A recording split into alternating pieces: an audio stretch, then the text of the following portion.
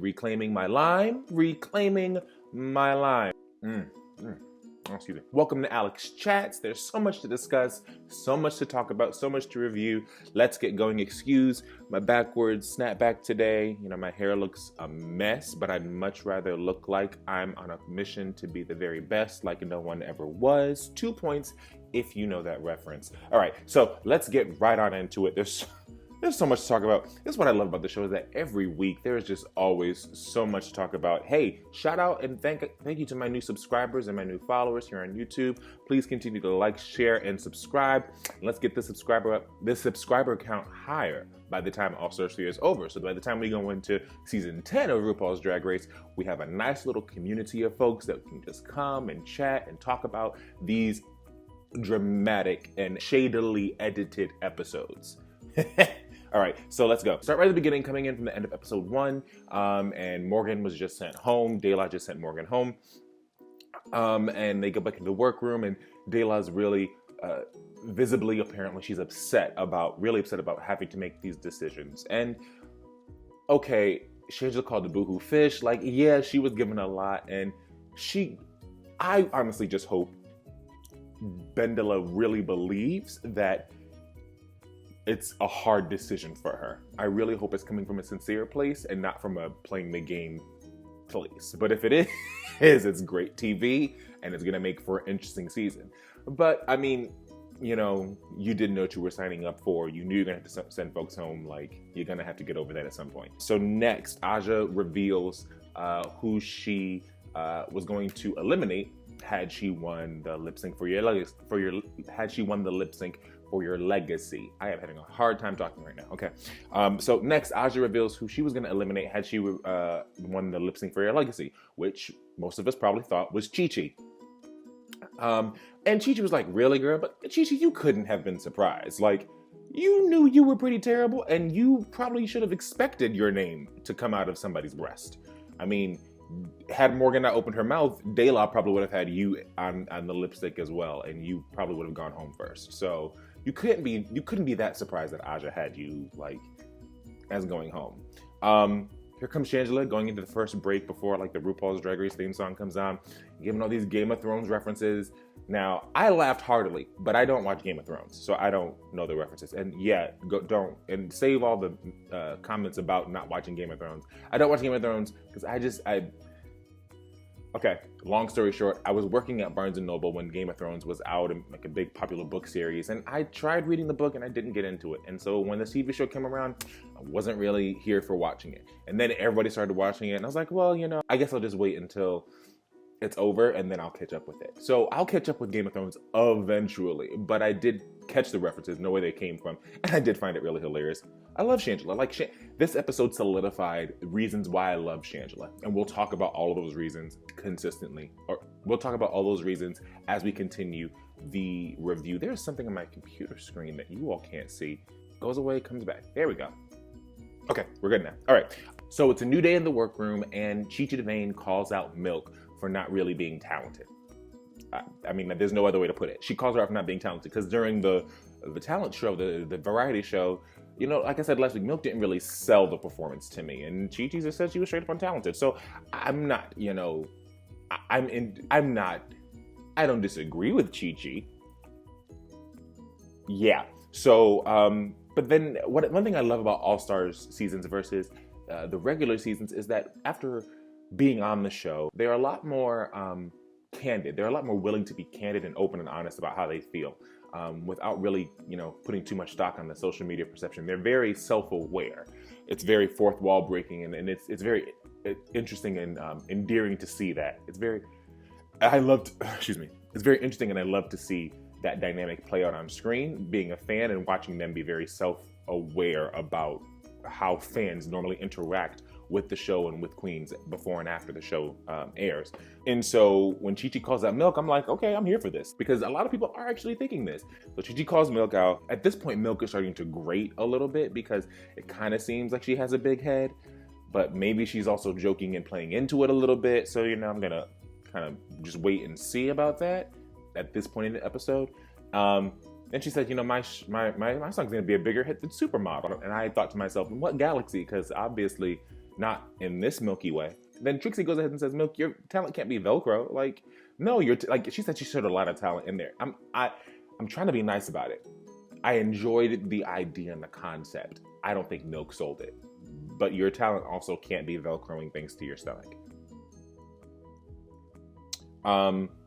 But then Milk says something really true, you know, and it's about kind of the same issue that Coco had last year, because Coco Montrese, if you remember, is a Janet Jackson impersonator, Janet Jackson performer on the Vegas Strip. So when she got to All-Stars and she couldn't use her Janet Jackson tracks, which, you know, makes sense, she had to adjust and find something that she could do. So Milk is apparently a very talented ice skater. That's great. Unfortunately, we couldn't see that. And so that's something to take into consideration as well when you're assessing it. But at the same time, if this is still what you bought, that's still questionable, right? And so then we get into what we saw during some of the promos where Thorgy thinks she's being set up to fail.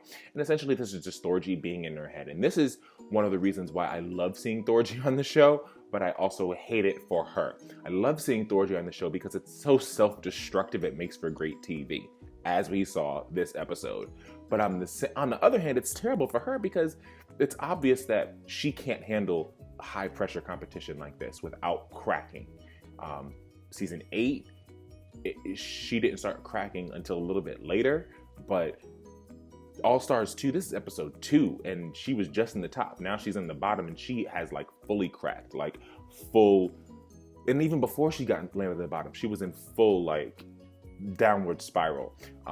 And I think that's one of the reasons on Drag Race for me, which is why I don't really get behind her. I can't really get behind her because I've been in that same negative headspace before, that complete downward spiral. And I want to support and get behind someone that can be the complete opposite of it, which is kind of why I love De La. You know, she's that Vin de la Creme, that entire terminally delightful attitude. I really do appreciate, and I really do see more value in that than the complete neuroticism of Thorgy Thor. So Thorgy talks about how she feels like she's being set up to fail, and we're all kind of like, no, you're just in your own head, so let's move on. And so then Milk starts talking about how confident she is to be Celine Dion, and how she's going to wear her Met Gala look for the performance, and how she's so ready to, you know, show these girls what Milk is capable of, and how she's going to perform the house down. And she is really, really confident, and she goes into telling Shangela this story about a friend of a friend of a friend of a friend of Celine Dion's, which was utterly hilarious, because as Milk was telling the story, I'm listening like, oh, so you, like, I'm with Shangela, like, oh, so you performed Celine before, right? And then she says, oh, yeah, I performed it for the event planner for, I was like, wait, for what? I'm sorry. This wasn't a result of a gig. This wasn't like someone asked you to come do it for. No, someone saw you perform a Celine Dion song and said, oh, yes, this is good because you're a drag queen. You got to have more than that. But she didn't. And we'll get into this performance in a little bit. So Milk is very ready and prepared and full of herself, and I'm expecting nothing. I'm actually not expecting much to come from her because... And so we move on to rehearsal, and the previews, like the little previews of like what's gonna happen like after the commercial break, were so shadily edited. I was hoping, and it ended up turning out to be that Shangela was just in character as Mariah Carey for the entire duration of the rehearsal and the performance, which I found utterly hilarious. Like, yes, if you're gonna do it, commit to it. She wasn't rude. She was just fun. It was just funny. And Milk was not having it. And this is why I think Milk wasn't having it, because Milk was expecting to come in and slay the game because of all the attention she gets in her sphere of the artistic world, which is great that that's where you are on that plane. But you have to remember, when you come here, everybody is at the top of their game where they are. Debatable in some aspects, but generally everybody's in the top of their game and where they are. So if you're coming in and like expecting to get all this high praise and high accolades, and you don't get that, it's obvious what happens to you. You start to overinflate what you think is actually happening. I don't know if that made any sense, but Milk was not having it, and that was funny to me because everyone else seems to be enjoying it and laughing and kikiing and ha ha ha, this is funny, great, and Milk is the only one that's like, oh my god, this is stupid, like, why is she doing this? It's like, Milk, you obviously are jealous of something. What are you jealous of exactly? One of the Milk said, oh, she's pissing Todrick off, she's pissing everyone off. I'm like, Tadrick couldn't even keep a straight face at the beginning when Shangela walked in. Like, Tadrick and DJ are friends. I'm not expecting any drama to come from that because they know each other, they work together, they've worked together before. Jennifer Lewis is both of their mothers. Like, Milk was just not having it. And that's fine that she wasn't having it, but I was enjoying it and getting my entire life. Then we start to really get into how rehearsal's gonna work. And just a little bit about Tadrick. Tadrick is what this show needs, especially during the regular seasons, because he is able to say things to these contestants and get them in their heads and get their minds start to whirling and scurrying and being frantic. And seeing some of the All-Star Queens navigate that is good because you get to see how much they've grown in terms of how they take that criticism, like Ben de la Creme, versus if you do it on a regular season. And so I'm grateful that Tadrick is a judge on these shows semi-consistently, because he's that kind of force that kind of puts these queens into like survival mode, into fight or flight mode. Just because of some of the things he says. And so we'll talk a little bit about it as he goes through, but I love his addition to the show in terms of the level that he's pushing them to artistically, but even like the mind games he even plays with them a little bit. It's really pretty funny. So first up is Kennedy. Kennedy Davenport is getting some hard choreography. And what I didn't know is that Kennedy wasn't a choreo queen, that apparently she freestyles everything and she doesn't really do choreography, which, you know, it makes sense why she's struggling so much. You know, if you're someone who dances consistently, but you don't choreograph your moves, and you're not a part of a dance, you know, company where you're learning choreography consistently, it's understandable how you could still get behind, because learning choreography versus freestyling are completely different. And so it was a little bit disheartening to see Kennedy struggle so much this episode, but it endeared her to me a little bit more, which, as she said later in the episode, was kind of her goal, right? To get people to endear to her off stage versus being on stage. And that's kind of happening with me. Not really thinking that she should win the competition, but I'm starting to appreciate Kennedy a little bit more now than I was before. The next up is Thorgy, and she's coming up as Stevie Nicks to rehearse. And here she goes with another Bob reference. She never won a challenge on season 8 because of Bob. Blah, blah, blah, blah, blah, blah, blah, blah, blah. Move on, Thorgy. But then she starts to perform as Stevie Nicks, and it looks kind of boring, kind of jank. And then she talks about, you know, what she loves. Tadrick asks her what she loves about Stevie Nicks. She starts talking about certain things and brings up the rumor, you know, about her being a witch and whatnot. And Thorgy got some advice from the spellcastress Aja herself about, you know, she would have bought a cauldron and a wand and did some crazy stuff. I would have too, you know, or you know, found a American Horror Story Coven reference to throw in there, something to amp it up a little bit more, something to show that it was Stevie Nicks a little bit more, and find a way to be humorous with it. Thorgy, you say that you're funny, so find a way to make it humorous and make it enjoyable, make people laugh about the character that you're doing. That's what comedians do. Another interesting part of rehearsal is when BB gets up to do Diana Ross, and Tadrick immediately tries to like scare BB into it. And I'm like, what you trying to scare BB for? Like, BB is not pressured. BB is not worried. BB is Diana Ross. And we'll talk about that in that performance a little bit later. But like, BB is not pressured. Tadrick was bringing up the fact that Diana Ross is Rue's #1 icon, which is true. But BB's not pressured because BB is BB Zahara Benet. Have you met her? So then Tadrick starts working with Ben de la Creme. Now, I was worried when he was giving Ben de la Creme some moves, because if we remember back to season 6, she does not really have any rhythm. And we can even look at her lip sync last week. She has some, you know, rhythm issues. But shut me up, because we'll get to that. Hold on. But what I do appreciate is that she was working in that rehearsal. Like, you could see that she was working hard, but not getting in her head too much. But she was working to get it right. Even though we could see that she had some, even though we can see she was a little rhythmically challenged. We'll say that. Chi Devane. I absolutely love Tadrick singing. Tadrick singing, like, yes, he should sing more on the show. He should just introduce everyone with just a song. Okay, so then cuts to Thorgy wanting to be a part of other people's numbers. And I think she kind of missed the boat here, right? And I think Shangela talked about this a little bit in her talking head. Thorgy wanted to be a part, and Milk kind of thought this too, like being a part of more would make you stand out more.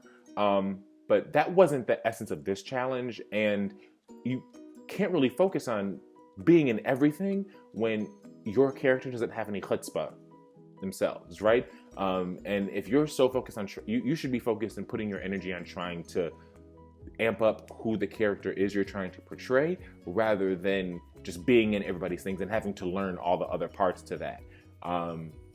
Because, Shangela wasn't in, and Shangela, who, like, she won the challenge, of course, spoilers, right? You've seen the episode, right? But Shangela won the challenge, and we'll talk about like all this stuff later, but she wasn't in everybody's stuff. She was in what she could be in, what she was asked to be in, but she was focused on making that character hers. Julie Andrews wasn't in a lot of other things. Ben de la Creme. She did focus on making her character pop and come out. And I think on one hand, it's great to insert yourself and show and take up responsibility, but on the other hand, you just have to focus on what you got and make what you got perfected before you start adding in other things that before you start adding in other things that you don't have the cognitive ability at that particular moment in time to really do your best with. And so then we, finish rehearsal, we finish rehearsal, and then we get to talking in the workroom, and everybody kind of talks about, how they think they came off and were perceived off of Drag Race, and this again is one of the interesting things about All Stars, is being able to hear Drag Race alum talk about their experiences before being on the show, while they were on the show, and after the show, and how that kind of shapes not only how they're entering this competition, but how their career is going at this particular moment in time as well. And so after they talk about, all of that, then they have these small conversations, and Ben de la Creme and Trixie, and I can't remember who else is in the little group, but Ben de la Creme, Trixie, someone else, Milk, I think. We're talking about, the difficulty of the dance, that some of the dance moves in this. And each season we see the difficulty of the choreography increasing and increasing. And I think that's important because as Drag Race becomes a bigger phenomenon, the level and the quality of performances need to be elevated. And having someone like Todrick there who can help elevate the music, the level of the music and the level of the choreography, I think is going to make it more accessible, the show more accessible, and the performances more accessible to the mainstream audiences that are now starting to watch it because of its location on VH1. Right before we cut to the runway, Thorgy, asks how she came off on her season. And they start telling, like, Shangela and Kennedy, talk, and then Shangela and Kennedy talk to her about, what they think about her and how highly they viewed her on her season. And then, Thorgy kind of says, well, sometimes I feel like I'm overtalked and people don't really listen to me. And Shangela chimes in, says, let me know, what that looks like for you, because I don't want to be the one to do it. And then inadvertently begins to be the one to do it, because Kennedy chimes in, Aja chimes in, and Thorgy doesn't get to finish what she was saying. And honestly, I think that was a little bit of foreshadowing if we looked at the rest of the episode. But either way, so let's move on to the runway. RuPaul comes out, and yes, it's February 2nd, so yesterday was February 1st, and she looked wonderful. Why does my light keep, switching like this? Okay, so now it's time for the runway, for the main stage, for the performance, and for the runway looks. First, Ru looked incredible. It was a great look for the first day of Black History Month. It wasn't necessarily, anything Black History specific, wasn't kente cloth or African print specific, but she just looked regal. And she looked like a beautiful, powerful Black woman, which that's who RuPaul is. But no, Ru looked phenomenal. She looked great. She looked fantastic. Had this little bit with Michelle's book, Diva, and then you get Carson there, Todrick is there, and my queen, Vanessa Williams. She's just everything. She's everything. I wait every Christmas for a Divas Christmas Carol to air, and it's just so good. I absolutely love her. She's everything. Vanessa, she's everything. It's just so great to see her on the show again. It's just so great to see her on the show again, and it's just I love it. All right, so moving on to the performance itself.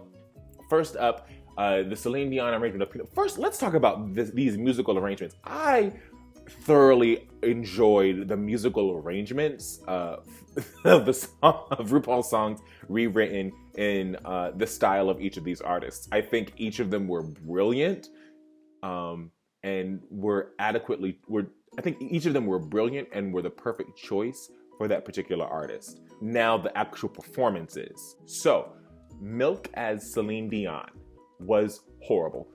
No, Milk as Celine Dion was horrible. First of all, I had to look up the Met Gala look she was talking about. That wasn't even the look. I mean, it was close to it, but it looked like a bargain bin version of it. It looked like she picked it up at the Salvation Army look-alike section. It was terrible. It wasn't even Party City costume. It was absolutely horrible. The look was not the same. The hair was not the same. She looked like she belongs on the cast of True Blood because she was extremely pale. It was ridiculous. I was like, what is this? And then the way that she's performing is not. It wasn't even a drag version of Celine. It was very draggy, but it wasn't a drag version of Celine Dion. It was terrible. It was horrible. It was bad. It was bad. It was bad. No, it was absolutely terrible and did not do justice at all to the creativity of the arrangement of the song. So yeah, Milk was horrible. Milk was bad. If anybody thinks that Milk was good, I respect and value your opinion, but you're wrong. She was terrible. No, she was bad. She was bad. It's okay. Well, it's actually not okay, because she was bad. Okay, so moving on. Next, Kennedy. Kennedy didn't look like Janet. She knew the words, but she didn't know the words. She was doing some faking. You could see her counting out the choreography in her mind. She wasn't that good. And she deserved to be on the bottom in terms of the levels of performances. Because really, all stars is really either top or bottom. There's barely any midsection. Midsection. There's no midsection, so either really the top or the bottom, and Kennedy, kind of rightfully so, deserved to be on the bottom. So next, Aja did Amy Winehouse, and she was good in her characterization, but I was more interested in the killer arrangement of Wear It Well. That had me in more than Aja's performance, but Aja looked good, and she did it really well. So that's kind of the middle of the road where we are. She's kind of the middle of the road, but Kennedy, no, on the bottom of that spectrum. Chi-Chi DeVayne's Patty was everything. She had the move, she held her body like Patty. She moved like Patty. Her hands stayed in that same Patty straight. It was everything. It was everything. The singer that they have imitating Patty was everything. It was great. Chi-Chi DeVayne really did bring it and really did show her capabilities and skills in performing, because as we'll see in some of these performances, really imitating someone and bringing them to life is something that is something that can be very challenging if you don't internalize your performance. And it's very evident that Chi-Chi internalized everything about she needed to about Patty before and showed out. It was so great. It was so much fun. Trixie as Dolly Parton, it was very cute. The footwork was very cute. Middle of the road. We'll talk more about Trixie in a little bit though. Shangela as Mariah Carey. These butterflies keep taking me out. It was just, everything was right. Everything was right, and it was Mariah Carey. Pure embodiment. Stevie Nicks as Thorgy as Stevie Nicks. Blah. Blah, blah. It was okay. It was okay. It was tolerable. It was tolerable. It was tolerable. But it wasn't. That's about it. Ben de la Creme as Julie Andrews. Call Me Mother was everything. I'm sorry. Whenever the first line was something about whenever there's something going on that I can't face, but it was said as cunt face, I lost it. Hilarious. Perfect. Ben de la Creme is owning this competition, which is what I wanted from her to begin with. I love it. It's great. So then runway looks. This is one of the things I was very excited about, to see what the rest of the runway looks are going to be. And then we started off with Milk, and I was expecting it to be something really grand and fabulous, and it wasn't. I was expecting her to save herself from her terrible Celine Dion, and in my opinion, she did not. It was a cute, cheeky nod to the safety pin thing. However, the look was not that glamorous. The hair was not that glamorous. The makeup was, again, very True Bloody. Like, I'm not understanding why she was painting herself so light and so chalky. Like, it was, cover girl, why your base looked like chalk? Like, I just didn't understand it. And so, yeah, that was a letdown. It was a letdown. Next, Aja. I don't even know the girl, and I am just so proud of her, because that is the glow up for real. Like, yes, that is what I was looking for that entire princess challenge. Like, I wanted you to look like a princess, and and Aja now was the only one that looked like an actual princess. Like, taking all season 9 looks and this like redo over, yes, it was everything. It was gorgeous. It was beautiful. I loved it. Dripping in jewels. I loved the dress. I loved that the hair was not so flat out. Like, you know those vacuum seal things where you put the vacuum in it and it sucks all the air and it compresses everything? It looked like her wig from last season was in that. This one looked very coiffed, looked very elegant, looked like she had a nice little wig shaper in there. It was really good. It was really good. I appreciated it. It was really stunning. It was really stunning. So next, Chi-Chi, we did the neon runway, and when she was walking down the runway, but she drunk, cause like she almost fell off the runway. I enjoyed the look. I appreciated the look. I agree with Michelle that she didn't need the jacket, but if she had a jacket, I wish it was a different fabric. Like, I wish it was maybe more of a leather, maybe a neon leather fabric. Or maybe even April Carry-On in the episode where she and Vivacious lip sync, where she had that rain outfit, like that kind of material. I wasn't there, I haven't felt it, but the shimmer of that and the flow of that, I think would have worked better as opposed to that faux fur that Chi-Chi had on. But Chi-Chi looked really good. Carson said she looked basic. I don't think so. I think she looked really good, and especially comparative to what her neon look was the time before. So then Trixie, ugly dress. She sold the crap out of that dress to me. That dress was horrid. It was pink. It was frou-frou. It had bows. It was disgusting. It was terrible, and it was great. I was here for it. I lived for it. Although her performance was middle of the road, that outfit really did knock her up some points for me, because she sold it. Next, Kennedy Davenport. I wish she just would have not used the same storyline from season 7, like, because I didn't really get it in season 7. Like, I think this is challenges like this where you like just go back to the reference. Like, watch the movie Death Becomes Her. So the challenge of season 7 was Death Becomes Her, and the look was, how would your drag character die? Taking kind of off reference of like, taking from the reference of the movie Death Becomes Her with Meryl Streep and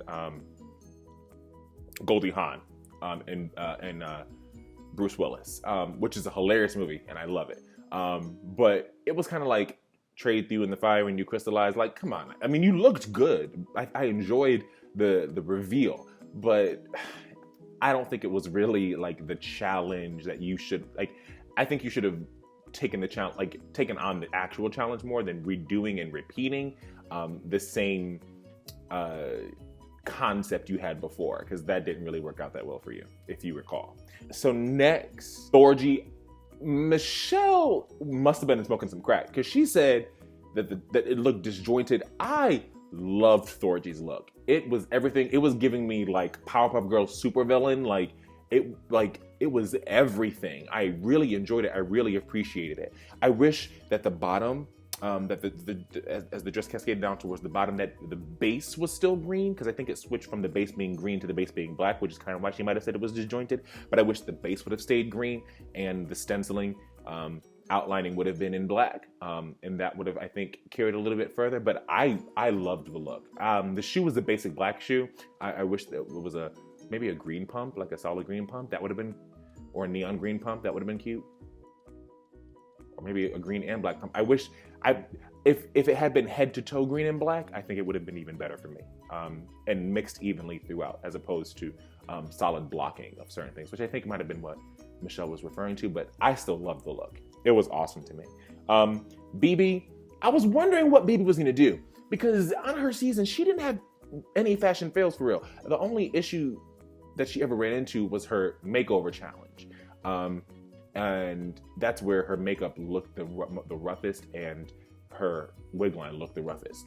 But throughout the rest of the season, BB looked flawless, essentially. So I was wondering what she was gonna do. So when she did the entering the workroom look, I was like, okay, like if that's the one you're gonna redo, cool, and you look stunning. I wish the heel was a little bit higher. If the heel was a little bit higher, if the pump was a platform pump, I would have liked it a little bit more. Or the heel was just a little bit higher. Either way, BB looked stunning, and it was great. Dayla came in her rose quartz everything. Gorgeous, stunning. Dayla's killing the competition. She's killing the game. Dayla is top 3.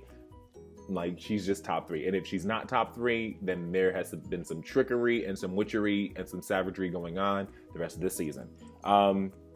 So then Shangela's the last to come out, and she's giving us snow globe realness. I loved the look. I loved the idea. I really do wish, I think it might have been dangerous if she had done this, but I really do wish like there was some snow inside the snow globe. But that might have been really dangerous to actually do that. But I really wish there would have been like some snow inside the snow globe, maybe like some even like white paint, like to make it look like it was snow, that it was still stationary, so it wouldn't be like things in the bubble with her. But I really did appreciate the look, and I appreciated the presentation, which is what I love from Shangela. It's always about presentation as well. Some water. So then Ru divides the top 3 and the bottom 3. So top 3 are Shangela, Dayla, and BB. Bottom 3 are Chi-Chi, Thorgy, and Kennedy, and I am stuck because Milk should be in the bottom 3. So this is the point in the episode where I am mad with whatever the decision is at the end of who goes home, because Milk should have been in the bottom 2. Milk should be the one going home that week because Milk's performance was atrocious. It was atrocious. And Carson called Chi-Chi basic. Milk should have been the basic one up there because no. Milk should have been in the bottom. Milk should go home. Milk should have gone home. Milk should have gone home. Milk should have gone home. Milk should have gone. But Milk was released to be safe, and she should be happy with being safe. But no, Milk is upset. She should be in the top 3. She's confused as to why Bendelacreme and Shangela and BB are in the top 3, and Milk is not in the top 3, and Milk is safe again. Milk, you're lucky you weren't in the bottom. You were close to the bottom last week. You should have been in the bottom this week. But you over there going off. Next week, I hope that you are on the stage, and I hope that you're on the bottom, and I hope Michelle gets to read you for what she was looking at you for, because we all know Michelle caught it. We all know Michelle saw it. So I'm waiting for Michelle to call you out for it next week. Put her on that stage, Ru. Let Milk get read to filth before she gets sent home, because that needs to happen. Should have happened this week. So then they start doing the judges' critiques. I'm not going to go through all of them, but some of the things I found really funny. Chi-Chi talking to Vanessa about loving her in Eraser. Love it. Like, it was just such a great moment. It was such a Chi-Chi moment, and I was here for it. Ru don't know the lyrics to Call Me Mother, which I'm not surprised by, because it's a really, like, if you listen to this, it's really challenging to get the first couple of times you listen to it, if you're like trying to listen to it and sing along with it. But I'm not surprised it took Ru 5 days. I mean, that was pretty funny. The First Lady of Cameroon has not met BB, and BB has not met her. Oh, but the First Lady of Cameroon knows who BB Zahara Benet is. No, I haven't met her, but she knows who I am. Oh, okay, BB. Be known. That's all right. I ain't mad at it. Okay, so then we get to the lip sync, and both Shangela and Bendelacreme change.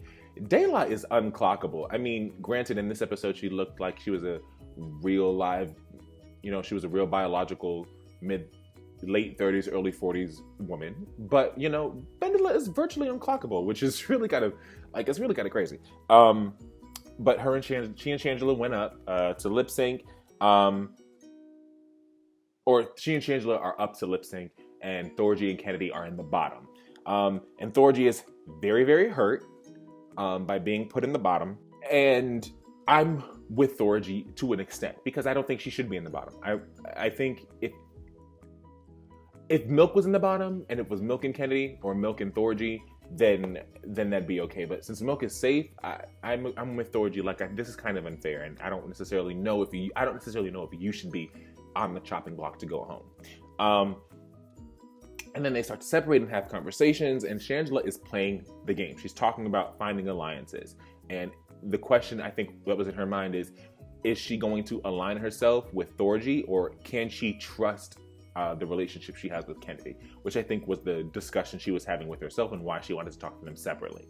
But Shangela's trying to play the game and trying to find an ally so that, God forbid, she makes a mistake, someone can save her behind. Which, hey, play the game. But I think the more interesting part of the entire the workroom backstage thing was Trixie like kind of egging Milk on. Like, so, you know, Milk, you thought you should be in the top? And Milk goes off and starts crying about how she wants to be validated and how important it is for her to, you know, get that recognition that she's doing well. Well, sweetheart, if you were really doing that well and that much better than these other contestants, you'd be getting that recognition. You would have been on the stage in the top 3 if you were actually top 3 worthy, but you obviously weren't. That should tell you something. Like I think she's like, a lot has gone to Milk's head, and that's unfortunate.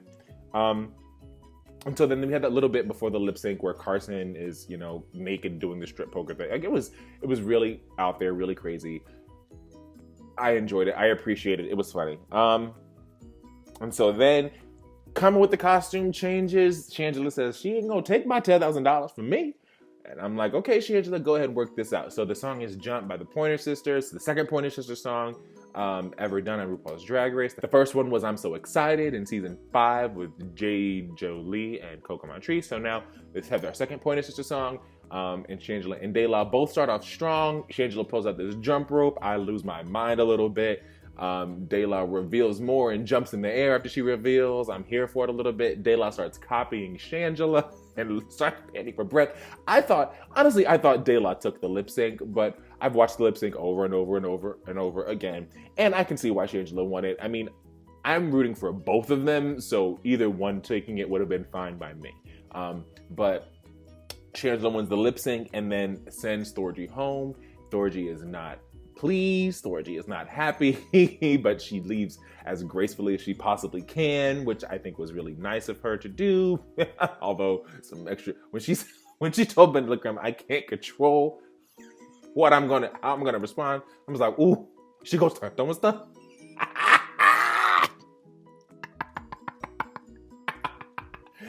But she didn't. She controlled herself. And then these creepos. Like, okay, I'm convinced that my guitar just moved on its own. It's really creepy. Okay. I am thoroughly convinced that more like all the girls that went home were filmed in front of a green screen, or like there was some like double, like it was imposed behind them, like post production, because there's no way they could set up Chad in Alaska either being somewhere and then being up there again, or creeping up without the queen that got eliminated hearing it and looking behind them to see what's going on. Like, so it had to be like imposed after. But either way, it was hilarious. So now I'm just waiting to see what happens next week, because the previews, the promos, again, have those little shady edits, but All Stars 3, like, you never know what's gonna happen. I wanna know why Shangela has this doo-doo green ramen on her head. I wanna know who was she about to throw her drink on? Like, I wanna know what's going on next week. Whew. What did you love most about this episode of RuPaul's Drag Race All Stars 2? What did you like least about it? Which queen are you rooting for to win? Who do you think is gonna go home next week? Let me know, share with me in the comments below, and please don't forget to like and subscribe and share. And I'll see you all next week. Did you enjoy the video? I hope you did. If so, go ahead and subscribe to Alex Chats. And don't forget to check out some other great content right here.